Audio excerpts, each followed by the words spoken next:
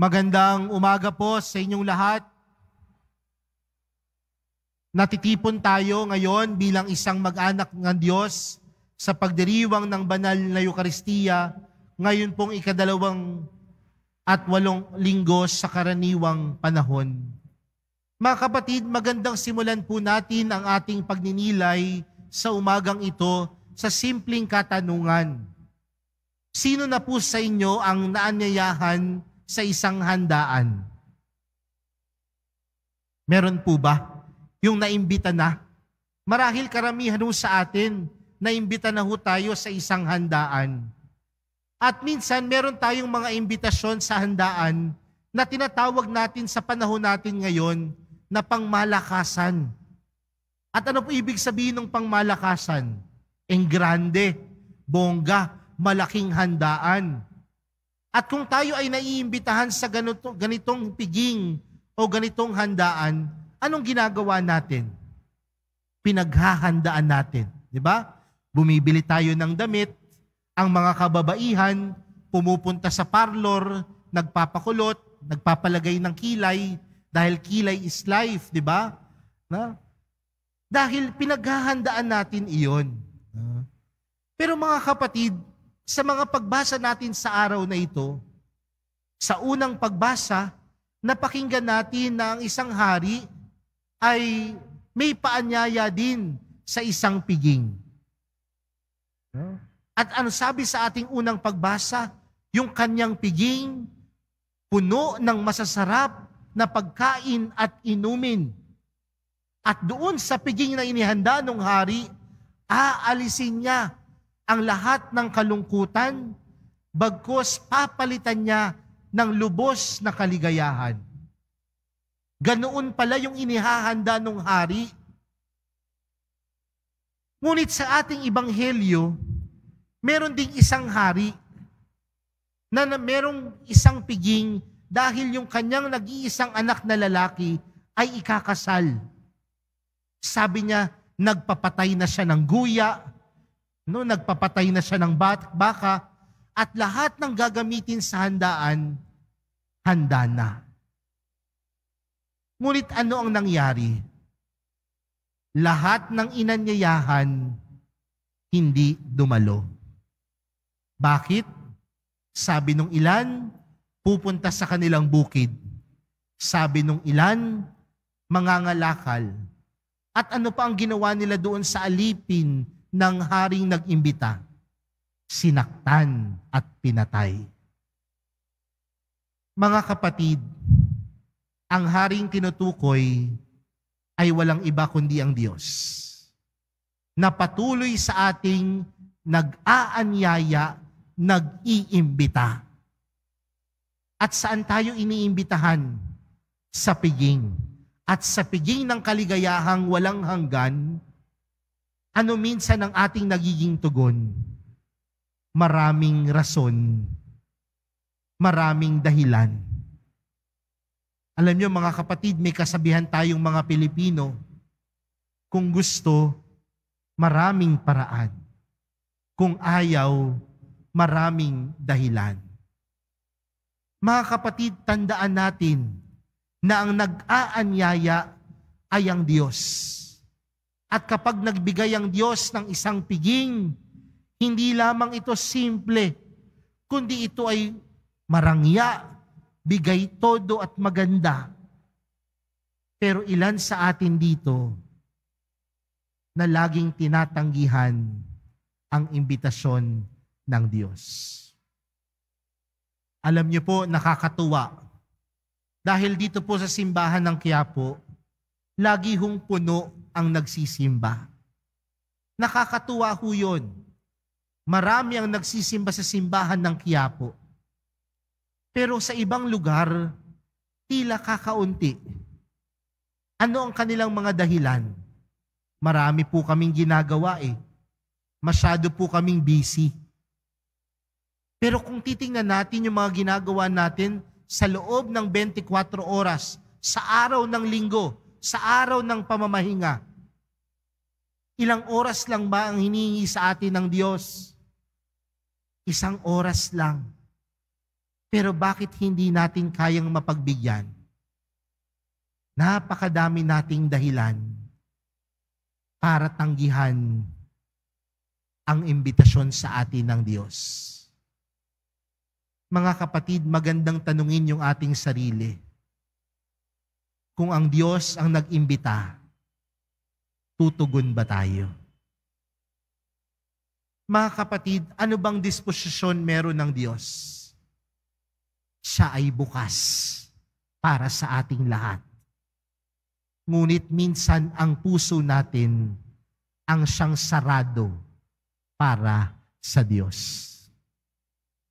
Ano po bang ibig sabihin ng saradong puso o saradong disposisyon? Minsan ho, bumili ho ako ng damit sa isang mall. Yung pagpasok mo pa lang sa mall, sasabihin sa iyo yung sales lady, ano kailangan mo? No? Kaya sabi ko, bibili lang po ako ng t-shirt. No? Sabi ko, may size po ba kayo ng ganitong t-shirt? Tinuro ko yung navy blue na t-shirt. May size po ba kayo niyan? Sabi niya sa akin, wala na. Last size na yan. Taba-taba mo kasi. Sabi ko, bibili lang ako ng t-shirt na lait pa ako. Ano? Di ba minsan may karanasan tayong ganyan? Yung mga saradong tao, yung hindi man lamang makangiti, hindi lamang makatawa, laging nakabusangot ang muka. Ganyan ang mga saradong tao. Pero inaanayahan at pinapalahanan tayo mga kapatid, na kung ang Diyos ay bukas, dapat bukas din tayo sa Diyos at lalo higit sa ating kapwa. Ganyan ang karanasan ni San Pablo sa ating ikalawang pagbasa. Di ba sabi ni San Pablo sa kanyang sulat sa mga taga-Filipos, nakaranas siya ng kaginhawaan, nakaranas siya ng hirap sa kanyang pagmimisyon, nakaranas siya ng pighati, pero nalagpasan niya ang lahat dahil sa kabutihan ng Diyos. Pero hindi doon natapos. Ang sabi ni San Pablo, na paglagpasan niya ang lahat dahil sa kabutihan ng puso ninyo, mga tao sa Filipos. Ganon din nawa tayo mga kapatid. Kung laging nagiging bukas ang Diyos para sa atin, maging bukas tayo sa Diyos at sa ating kapwa. Ganoon ang Diyos sa pag-anyaya sa atin, araw-araw, bawat oras, bawat minuto. Pero mga kapatid, mapapansin natin doon sa ating ebanghelyo, sa pagtanggi ng mga taong inanyayahan, pinaalis ulit ng hari ang mga alipin at pinahanap niya yung mga tao sa pangunahing lansangan. At napuno ang piging, napuno ang kasalan. Pero, nung lumabas yung hari, nakakita siya ng isang dumalo sa kasalan na hindi nakapangkasalang damit.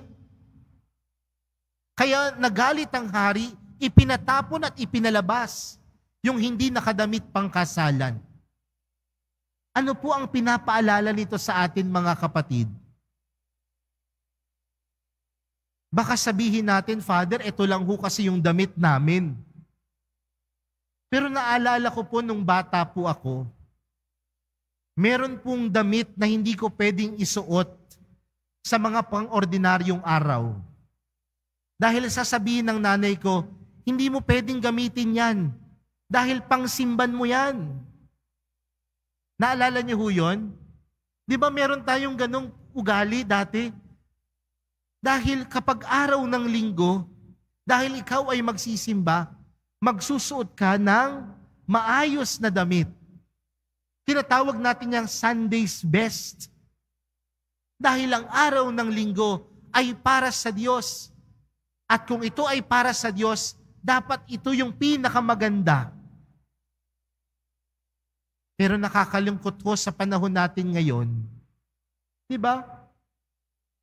Ngayon nga ho, kahit sa isang kasalan, formal ang suot, pero naka-rubber shoes. Nakabarong, pero naka-rubber shoes. Di ba ho? Pero mga kapatid, hindi lamang ho yung pisikal ang ipinapaalala sa atin ng ating ebanghelyo. Dahil bukod sa pisikal na kaanyuan, mas higit mahalaga yung laman ng puso. Dahil maraming tao naman, maganda ang damit, marangya ang kasuotan, pero masama ang puso, masama ang ugali.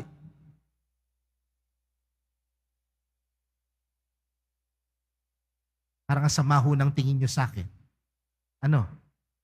Pero, di ba ho, ilan ho ba sa atin dito ang naghanda bago pumunta sa loob ng misa? Baka sabihin ng ilan, Father, nag-makeup pa ho ako, nag-blush on pa ho ako. No? Minsan ho, nakakatawa yan. Alam niyo ho, minsan kapag tumatanggap ho kayo ng komunyon, kulay pula din ho yung kamay ninyo. Alam niyo hong pinahid sa mukha yung blush on? Alam niyo ho yun? Naghanda eh. Pero ilan sa atin dito ang naghanda ng puso? Ilan sa atin dito ang nangumpisal muna bago dumalo ng misa? Ilan sa atin dito ang humingi muna ng tawad sa mga taong nasaktan nila bago sila dumalo ng misa? Mga kapatid, sa pag-anyaya ng Diyos, may kaakibat na paghahanda. Hindi lamang sa pananamit, hindi lamang sa panlabas, bagkus matanggap sa ating mga puso. Mga kapatid, ang Diyos ay laging bukas sa kanyang pag-anyaya. Ngunit baka ang puso natin ang sarado dahil tayo ang ayaw tumugon sa napakadami nating dahilan. Pero ganun pa man, inaanyayahan tayo ng Diyos. At sa pag-anyaya sa atin ng Diyos, nawa tayo ay tumugon ng may malinis na puso, may malinis na hangarin. Dahil ang lahat ng tumutugon sa pag-anyaya ng Diyos, tunay niyang binibiyayaan. Lahat ng tumutugon sa paanyaya ng mahal na pong Jesus Nazareno, tunay na pinagpapala. Maging bukas kagaya ni Jesus. Maging bukas kagaya ng mahal na pong Jesus Nazareno. Amen.